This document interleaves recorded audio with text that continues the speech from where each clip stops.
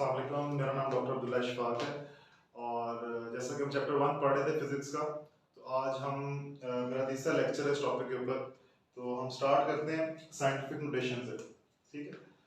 तो what is scientific notation, short question आता है बोर्ड के अंदर कि साइंटिफिक नोटेशन होता क्या। तो these are the numbers expressed in standard form, कि जब किसी भी नंबर को आप स्टैंडर्ड फॉर्म में एक्सप्रेस करोगे, लाइक 134.7 में लिखा है, तो अगर इसको मैं स्टैंडर्ड फॉर्म में कन्वर्ट करूंगा तो ये क्या चीज बन जाएगी 1.347 into 10 raised to power 2। कैसे? जब ये एक पॉइंट था, जब यहां से इसे जंप किया यहाँ पे और फिर यहाँ पे जंप किया, तो दो नंबर ही पीछे है, उसकी वैल्यू 10 raised to power 2 हो जाएगी, ठीक है। जब ये लेफ्ट साइड में मूव करेगा तो पॉजिटिव के अंदर पावर आएगी। सिमिलरली जब यहां से ये राइट साइड पे मूव करेगा तो पावर नेगेटिव के अंदर आएगी। तो क्या साइन रोटेशन इसकी क्या बनेगी 2.3। अब इसे 3 दफा जंप किया 1 2 एंड 3, तो क्या साइन रोटेशन बनेगी 2.3 टू 10 पावर -3, ठीक है।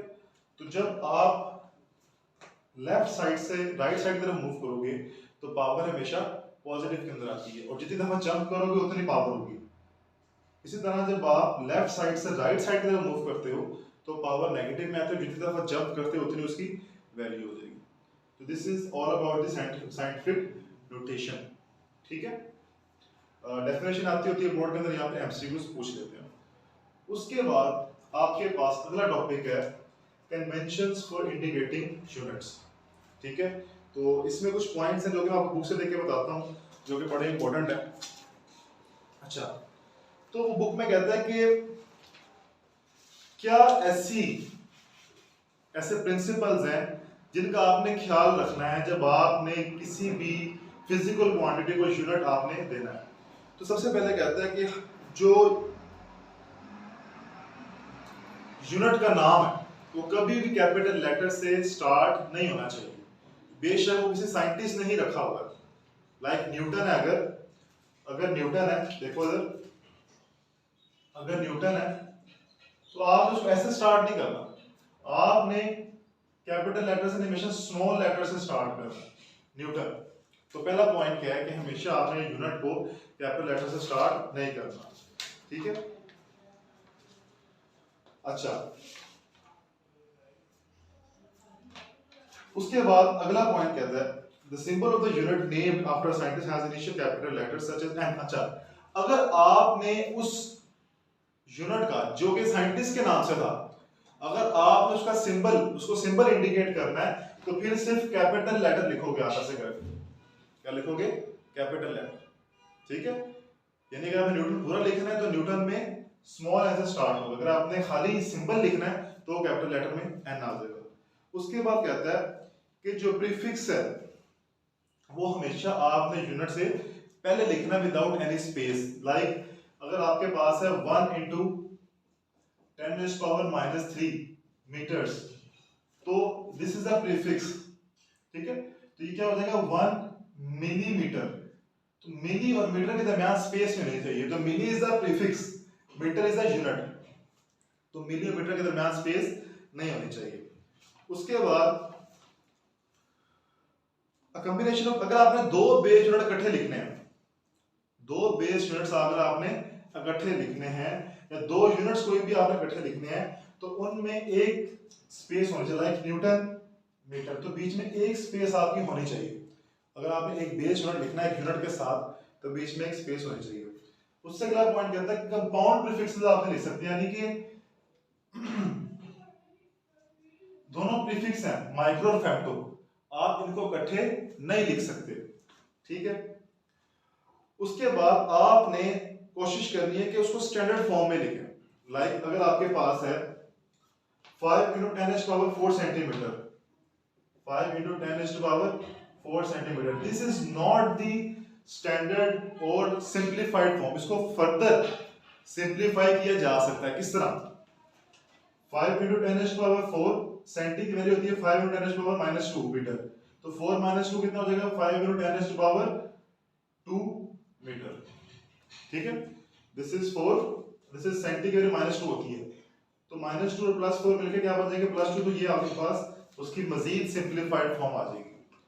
ठीक, उसके बाद बड़ा इंपॉर्टेंट पॉइंट है कि अगर आपके पास लिखा हुआ है 1 किलोमीटर स्क्वायर, क्या लिखा हुआ है 1 किलोमीटर स्क्वायर, जब इसको आप सिंप्लीफाई करते हो, जब इसको आपने फर्दर सिंप्लीफाई करना है तो ये स्क्वायर मीटर के साथ नहीं है, ये स्क्वायर किलो के साथ भी है। ठीक है, तो किलो की वैल्यू है 10⁻³ मीटर स्क्वायर। अब बच्चे अमूमन क्या गलती करते हैं कि वो स्क्वायर सिर्फ मीटर के साथ काउंट करते हैं, जबकि किलो की जब उन्होंने वैल्यू लिखनी होती है तो उसके साथ स्क्वायर ऐड नहीं करते। तो जब इसका स्क्वायर ऐड करोगे तो हो जाएगा 1 × 10⁻³ का स्क्वायर मीटर स्क्वायर। तो क्या आंसर आएगा 1 × 10⁻6 मीटर स्क्वायर। ठीक है, तो ये आंसर बनेगा जब आपके पास 1 किलोमीटर स्क्वायर को आपने सिंपल यूनिट्स में कन्वर्ट करना है, बेस यूनिट के अंदर कन्वर्ट करना है। क्योंकि सबसे बड़ी गलती जो न्यूमेरिकल्स के अंदर बच्चे करते हैं, जब इस तरह की कोई वैल्यू दी होती है तो क्योंकि न्यूमेरिकल सारे हम बेस यूनिट में करते हैं, तो जब उसको बेस यूनिट में कन्वर्ट करना होता है तो वो उसको ऐसे किलो के साथ मल्टीप्लाई नहीं करेंगे, जिसकी वजह से आंसर भी आपका क्या आएगा, ऑटोमेटिकली गलत आता है। ठीक है, तो ये कुछ कन्वेंशंस थी कि आपने कैसे क्वांटिटी को यूनिट आपने देना है। तो ये आपके पास एक टॉपिक हो गया, तो साइंटिफिक नोटेशन का टॉपिक हो गया कवर, इंडिकेटिंग यूनिट्स का कवर हो गया। उसके बाद बड़ा इंपॉर्टेंट है errors and uncertainties, very very important topic. तो इसके अंदर सबसे पहले आपको पता होना चाहिए किसी भी फिजिकल क्वांटिटी को जब आप मेजर करते हो तो उसके अंदर एरर की वजह क्या है, what are the 3 reasons behind the error. सबसे पहले रीजन क्या है, नेग्लिजेंस और इनएक्सपीरियंस ऑफ अ पर्सन, कि जो बंदा उस फिजिकल क्वांटिटी को मेजर कर रहा है उसकी नेग्लिजेंस है, उसको मेजर करनी ही नहीं आती, या वो एक इनएक्सपीरियंस बंदा है। ठीक है, और नंबर 2 फॉल्टी ऑपरेटर्स, जिस ऑपरेटर से आप उसको मेजर कर रहे हो वही ठीक नहीं है। And number 3 is inappropriate method, आपकी टेक्निक ठीक नहीं है। तो ये 3 मेन वजह है जिसकी वजह से किसी भी फिजिकल क्वांटिटी को मेजर करने के अंदर एरर आ सकता है। ठीक है, तो एरर अब 2 तरह का होता है, number 1 is random error and number 2 is systematic error. Random error किस वजह से होता है, random error is due to unknown cause. Random error होता क्या है, फॉर एग्जांपल आप एक लेंथ मेजर कर रहे हैं, जब एक लेंथ मेजर करते हैं तो उसकी रीडिंग आती है 12.35 सेंटीमीटर, दोबारा मेजर करते हैं 12.34 सेंटीमीटर, फिर मेजर करते हैं 12.33 सेंटीमीटर। अब जो 33, 34, 35 का जो डिफरेंस आ रहा है, इसके हमें रीजन नहीं पता कि क्यों ऐसा हो रहा है। इस वजह से कहते हैं कि random error is due to the unknown cause. तो क्या डेफिनेशन होती है इसकी, repeated measurements give different value, कि आप बार बार मेजरमेंट कर रहे हो तो आपकी वैल्यू डिफरेंट आ रही है, इसके हमें रीजन भी नहीं पता। तो अब आपको पता होना चाहिए कैसे करेक्ट करना है इसको। तो हम क्या करते हैं, हम उन तीनों को ऐड करके उनकी एवरेज निकाल लेते हैं और उस आंसर को हम करेक्ट कंसीडर कर लेते हैं। अगर मैंने जैसा बताया 12.33, 12.34 एंड 12.35, इन तीनों को ऐड करेंगे, 3 पे डिवाइड करेंगे, उनकी एवरेज आ जाएगी, और जो एवरेज आएगी वो उसका करेक्ट हम आंसर। तो इस तरह आप रैंडम एरर को करेक्ट कर सकते हो। Number 2 is systematic error. Systematic error poor calibration की वजह से होता है। पुअर कैलिब्रेशन से मुराद है कि जिस इंस्ट्रूमेंट से, जिस apparatus से आप उसको मेजर कर रहे हैं उसके अंदर कोई ना कोई नुक्स है, कोई ना कोई मसला है, कि उसके अंदर कोई ना कोई फॉल्ट है। ठीक है, तो पुअर कैलिब्रेशन, तो इसको करेक्ट करने का क्या तरीका है। तो बोर्ड के अंदर बड़ी इंपॉर्टेंट चीज आती होती है, सबसे पहले तो तीनों आपको पता होना चाहिए वजह क्या एरर की, फिर एरर का डिफरेंस पता होना चाहिए कि रैंडम क्या होता है, सिस्टमैटिक क्या होता है, फिर इसको कैसे करेक्ट किया जाता है। तो सिस्टमैटिक एरर करेक्ट करने का तरीका क्या है कि जो आपके पास एक आपने रीडिंग ली है, मेजरमेंट ली है फॉल्टी ऑपरेटर से, उसको आप कंपेयर करते हो with the correct instrument, with the precise instrument, जिस जो कि इंस्ट्रूमेंट की कैलिब्रेशन ठीक है। ठीक है, तो ये आपके पास सिस्टमैटिक एरर को करेक्ट करने का तरीका है। उसके बाद ये आपके पास रैंडम एरर और सिस्टमैटिक एरर, 2 डेफिनेशंस आपके पास होगी और उसको करेक्ट कैसे करना ये भी आपको पता लग गया। उसके बाद बड़ा इंपॉर्टेंट टॉपिक है सिग्निफिकेंट फिगर्स का। हम पढ़ते हैं सिग्निफिकेंट फिगर के बारे में। तो छोटे छोटे टॉपिक्स हैं जो कि एंट्रेंस के लिहाज से, बोर्ड के लिहाज से बड़े इंपॉर्टेंट है, और एक एक दो एमसीक्यूज आ जाते हैं या इसकी डेफिनेशन भी आ जाती है। तो हम सिग्निफिकेंट फिगर के बारे में पढ़ते हैं। All accurately non digit and first doubtful digit, is called significant figure. ठीक है, तो एंटीटेस्ट में अक्सर एमसीक्यूज आ जाते हैं कि आपको कोई ना कोई वैल्यू दी होती है और आपसे पूछता है कि बताएं इसके अंदर कितना सिग्निफिकेंट फिगर है। तो फॉर एग्जांपल इसके कुछ रूल्स हैं जो हम डिस्कस करते हैं अभी, बड़े इंपॉर्टेंट। तो नंबर 1 क्या है, अगर दो नॉन जीरो वैल्यूज के दरमियान जीरो आ जाएगा, अगर दो नॉन जीरो वैल्यूज के दरमियान जीरो आएगा तो वो सिग्निफिकेंट फिगर काउंट होगा। यानी इसके अंदर कितना सिग्निफिकेंट फिगर है, इसके अंदर 3 सिग्निफिकेंट फिगर है, जीरो से ज्यादा सिग्निफिकेंट फिगर काउंट होगा। अगर जीरो लेफ्ट साइड पे आता है like this 0.00467, zero is on the left side, तो सिग्निफिकेंट फिगर काउंट नहीं होगा। इसके अंदर सिर्फ 3 सिग्निफिकेंट फिगर है, 4, 6 एंड 7। ठीक है, इसके अंदर जीरो को हमने काउंट किया, इसके अंदर जीरो को काउंट नहीं किया। अब जब जीरो राइट साइड पे आ जाएगा, इसके लिए दो कंडीशन है, वो सिग्निफिकेंट फिगर काउंट हो भी सकता है, सिग्निफिकेंट फिगर काउंट नहीं भी होगा।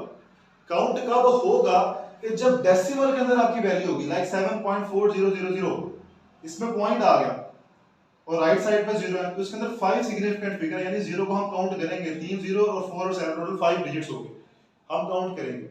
अगर विदाउट डेसिमल आएगा तो फिर हम देखेंगे कि आपके पास कौन सी मेजरमेंट है। फॉर एग्जांपल आपने एक मैथ मेजर किया जिसका वेट था 8000 किलोग्राम। ठीक है, अब जीरो कहां पे है, राइट साइड के ऊपर है। ठीक, अब आपने देखना है कि जिस इंस्ट्रूमेंट से आपने इसको मेजर किया है उसकी एक्यूरेसी क्या है और उसका लीस्ट काउंट क्या है। लीस्ट काउंट क्या होता है कि minimum value that can be measured with such a particular instrument, क्या उस इंस्ट्रूमेंट से जो मिनिमम वैल्यू मेजर कर सकते हैं उसको हम लीस्ट काउंट कहते हैं। तो फॉर एग्जांपल आपने एक इंस्ट्रूमेंट यूज किया जिसका लीस्ट काउंट 1 था, 1 किलोग्राम तक वो मेजर कर सकता था, तो आपने इस 8000 को 1 से डिवाइड किया तो आंसर आपका 8000 ही आया। तो अब इसके अंदर 4 सिग्निफिकेंट फिगर्स होंगे। अगर 10 किलोग्राम लीस्ट काउंट है उस इंस्ट्रूमेंट का तो फिर आप इसको 10 से डिवाइड कर दें, 10 से करेंगे तो एक तो इसके बाद 800 आ गया, इसके अंदर 3 सिग्निफिकेंट फिगर होंगे। तो ये तरीकाकार है चेक करने का कि आपके पास अगर राइट साइड पे जीरो विदाउट डेसिमल आ जाए तो कैसे आप उसके सिग्निफिकेंट फिगर कैलकुलेट कर लें। तो फिर आपने देखना है कि जिस इंस्ट्रूमेंट से एंटीटेस्ट में बड़ा इंपॉर्टेंट एमसीक्यू आता होता है, वो आपको एक वैल्यू दे देता है, दिस इज द वैल्यू जिसके अंदर राइट साइड पे जीरोस होते हैं, और फिर आपको कहता है कि उसको इस इंस्ट्रूमेंट से मेजर किया गया जिसका लीस्ट काउंट ये है। तो फिर आपने उसको इस तरीके से कैलकुलेट करके उसके सिग्निफिकेंट फिगर बताने होते हैं, जो कि बड़ा इंपॉर्टेंट एमसीक्यू एंटीटेस्ट में आता होता है। उसके बाद अगला टॉपिक है राउंड ऑफ का, बड़ा इंपॉर्टेंट एमसीक्यू, ये भी बड़ा इंपॉर्टेंट है, एंटीटेस्ट में भी आ जाते हैं, बोर्ड एग्जाम्स में भी आ जाते हैं।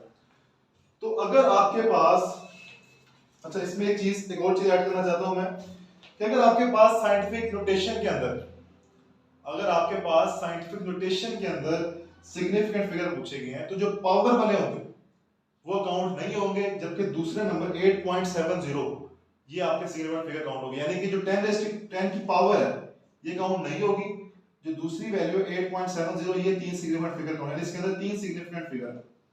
ठीक है, अच्छा उसके बाद आपके पास अगर राउंड ऑफ है, अब राउंड ऑफ कैसे करते हैं, 23.43 है, अगर लास्ट डिजिट 5 से कम है, अगर लास्ट डिजिट 5 से कम है तो ये ऐसे के वैसे ही आ जाएगा, 23.4 सेम रहेगा। अगर लास्ट डिजिट 5 से ज्यादा है तो पिछले वाले नंबर के अंदर एक ऐड हो जाता है, 23.46 can be written as 23.5 because the last digit is greater than 5। अगर लास्ट डिजिट 5 ही है, ये बड़ी इंपॉर्टेंट चीज है, अगर लास्ट डिजिट 5 है तो आपने देखना है कि उससे पहले वाला डिजिट कौन सा है। अगर उससे पहले वाला डिजिट ओड है तो उसके अंदर एक वन ऐड हो जाएगा। ठीक है, यानी कि 5 से पहले 7 था, which is an odd number, then it can be written as 43.8। अगर लास्ट डिजिट 5 है और उससे पहले इवन है तो हम उसको चेंज नहीं करेंगे, कुछ ऐड नहीं करेंगे, it can be written as same as earlier, यानी 43.65 था तो 6 इज इवन नंबर तो इसको हम 43.6 ही लिखेंगे। ठीक है, तो this is the method of round of. ठीक है, एमसीक्यू आता होता है बोर्ड के अंदर, तो ये छोटे छोटे पॉइंट्स थे, छोटे छोटे एमसीक्यूज थे। उसके बाद बड़ी इंपॉर्टेंट डेफिनेशन बोर्ड में आती है। ठीक है, इसमें सिर्फ डेफिनेशन ही इंपॉर्टेंट है, इसके में मजीद डिटेल इतनी इंपॉर्टेंट नहीं है बोर्ड के लिहाज से। प्रिसाइज मेजरमेंट और एक्यूरेट मेजरमेंट, प्रिसाइज मेजरमेंट वो होती है जिसकी एब्सोल्यूट अनसर्टेनिटी कम होती है, और एक्यूरेट मेजरमेंट वो होती है जिसकी फ्रैक्शनल या परसेंटेज अनसर्टेनिटी कम होती है। तो ये छोटे छोटे टॉपिक्स थे जिसके बारे में मैंने आपको बड़ा ओवरव्यू दिया है, और इसके अंदर से एमसीक्यू कैंडिडेट्स में आ जाते हैं, बोर्ड के एग्जाम्स में आते हैं, इनकी डेफिनेशन बोर्ड में आती हैं। तो अगर आपको अच्छे से समझ आया तो इस वीडियो को लाइक करें, शेयर करें, हमारे चैनल को सब्सक्राइब करें और कमेंट सेक्शन में बताएं कि कौन सा टॉपिक हम जल्दी कवर करें। तब तक के लिए अल्लाह हाफिज़।